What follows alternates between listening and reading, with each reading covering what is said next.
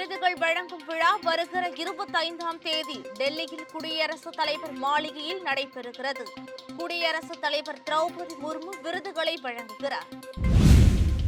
மாநிலங்களவை உறுப்பினருக்கான இடைத்தேர்தலில் காங்கிரஸ் நிர்வாகி பிரவீன் சக்கரவர்த்தி வேட்பாளராக களமிறக்க உள்ளதாக தகவல் வெளியாகியுள்ளது.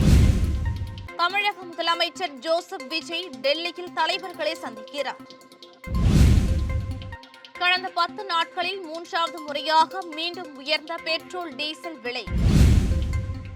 கிரீன் கார்டுக்கான அமெரிக்க அரசின் புதிய கொள்கை முடிவால் மாணவர்கள் மற்றும் வெளிநாட்டினர் அதிர்ச்சி அடைந்துள்ளனர்.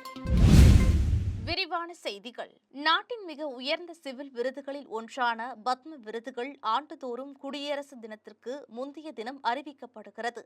இந்த ஆண்டு 5 பத்ம விபூஷன் விருதுகள், 13 பத்ம பூஷன் விருதுகள் மற்றும் 113 பத்மஸ்ரீ விருதுகள் என மொத்தம் 131 விருதுகள் அறிவிக்கப்பட்டன. பத்ம விபூஷன் விருது மறைந்த இந்தி நடிகர் தர்மேந்திரா, மறைந்த கேரளா முன்னாள் முதல்வர் அச்சுதானந்தன், கேரளாவை சேர்ந்த முன்னாள் உச்சநீதிமன்ற நீதிபதி KD தாமஸ் உட்பட 5 பேருக்கு அறிவிக்கப்பட்டது. பத்ம பூஷன் விருது மறைந்த ஜார்க்கண்ட் முன்னாள் முதல்வர் சிபு சோரன், நடிகர் மம்முட்டி, பிரபல டென்னிஸ் வீரர் விஜய் அமிர்தராஜ், தமிழ்நாட்டை சேர்ந்த இரைப்பை குடல் மருத்துவ நிபுணர் கள்ளிப்பட்டி ராமசாமி பழனிசாமி, ஈரோட்டைச் சேர்ந்த சமூக சேவகர் SKM மயிலானந்தன் உள்ளிட்டோருக்கு அறிவிக்கப்பட்டது.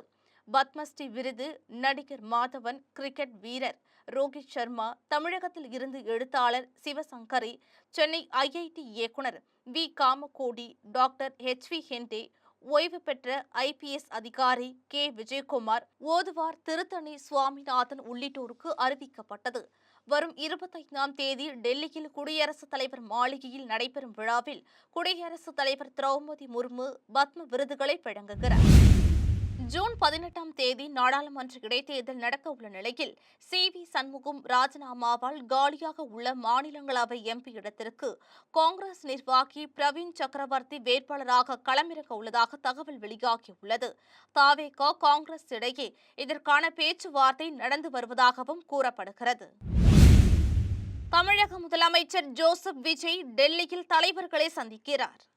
இந்த பயணத்தின் போது பிரதமர் நரேந்திர மோடி, உள்துறை அமைச்சர் அமித்ஷா ஆகியோருடன் பேச்சுவார்த்தை நடத்துகிறார். மேலும் காங்கிரஸ் தலைவர்கள் சோனியா காந்தி, ராகுல் காந்தி, மல்லிகார்ஜுன கார்கே ஆகியோரையும் சந்தித்து பேச உள்ளதாக தகவல்கள் தெரிவிக்கின்றன. டெல்லி வருகை குறித்து ராகுல் காந்தியிடம் ஏற்கனவே தொலைபேசி மூலம் விஜய் தகவல் தெரிவித்துவிட்டதாகவும் கூறப்படுகிறது. தமிழகத்தில் நிதிநிலை குறித்து கடந்த வாரம் நிதித்துறை உயர் அதிகாரிகளுடன் முதலமைச்சர் விஜய் ஆலோசனை நடத்தினார். இந்த ஆலோசனை கூடத்தில் கடந்த திமுக ஆட்சி காலத்தில் ஏற்பட்ட கடுமையான நிதி நெருக்கடியை சமாளிப்பதுதான் பெரிய சவாலாக இருக்கும் என தெரிய வந்துள்ளது. எனவே நிதி நெருக்கடியை சமாளிக்கக்கூடிய பல்வேறு சாத்தியக்கூறுகள் குறித்து ஆராயப்பட்டது. அப்போது நிதி நெருக்கடியை சமாளிக்க மத்திய அரசுடன் இணக்கமான போக்கை கடைபிடிப்பதுதான் சரியாக இருக்கும் என அதிகாரிகள் தெரிவித்தனர். மேலும் 2026, 2027ஆம் நிதி ஆண்டுக்கான பட்ஜெட்டை தயார் செய்ய வேண்டிய கட்டாயத்தில் இருப்பதாலும் குறுகிய காலத்திற்குள் மாற்று வழிகளை கண்டறிந்து நிதி திரட்டுவது சாத்தியமில்லை என்பதாலும் மத்திய அரசிடம் இருந்து நிதிகளை பெறுவதே சரியானதாக இருக்கும் என்றும் தீர்மானிக்கப்பட்டது. இதனை ஏற்றுக்கொண்ட முதலமைச்சர் விஜய் பிரதமர் நரேந்திர மோடியை விரைவில் சந்தித்து தமிழகத்திற்கு தேவையான கோரிக்கைகளை கேட்டு பெறுவது என முடிவு செய்யப்பட்டது. இது தொடர்பாக பட்டியல் தயாரிப்பது குறித்த ஆரம்பகட்ட பணிகளும் தொடங்கிவிட்டன. ஈரான், இஸ்ரேல், அமெரிக்கா ஆகிய நாடுகளுக்கு இடையிலான போர் காரணமாக உலகளவில் எரிவாயு விநியோகம் அதிகமாக பாதிக்கப்பட்டுள்ளது. உலகளவில் முக்கிய எண்ணெய் வழி போக்குவரத்தான ஹார்மூஸ் நீரிணை வழியாக செல்லும் சரக்கு போக்குவரத்து பாதிக்கப்பட்டதன் விளைவாக கச்சா எண்ணெய் விலை உயர்ந்துள்ளது. இதனால் இந்தியா, இலங்கை, பாகிஸ்தான் மற்றும் சீனா போன்ற நாடுகள் பெரிதளவில் பாதிப்படைந்து விலைவாசி உயர்வை எதிர்கொண்டுள்ளன. கடந்த 2022ஆம் ஆண்டு ஏப்ரல் மாதத்தில் இருந்து 4 ஆண்டுகளாக பெட்ரோல், டீசல் விலை உயர்த்தப்படாமல் இருந்தது. இந்த நிலையில் கடந்த மே 15ஆம் தேதி பெட்ரோல், டீசல் விலை லிட்டருக்கு தலா ரூபாய் 3 உயர்த்தப்பட்டது. இதனைத் தொடர்ந்து கடந்த மே 19ஆம் தேதி இரண்டாவது முறையாக பெட்ரோல் லிட்டருக்கு 87 காசுகளும் டீசல் லிட்டருக்கு 91 காசுகளும் அதிகரித்தன. தற்பொழுது மூன்றாவது முறையாக மீண்டும் பெட்ரோல் டீசல் விலை இன்று உயர்ந்துள்ளன. அதன்படி சென்னையில் பெட்ரோல் விலை லிட்டருக்கு 82 பைசா உயர்ந்து ரூபாய் 105 காசாகவும், டீசல் விலை லிட்டருக்கு 87 பைசா உயர்ந்து ரூபாய் 96 காசுக்கும் விற்பனை செய்யப்படுகிறது.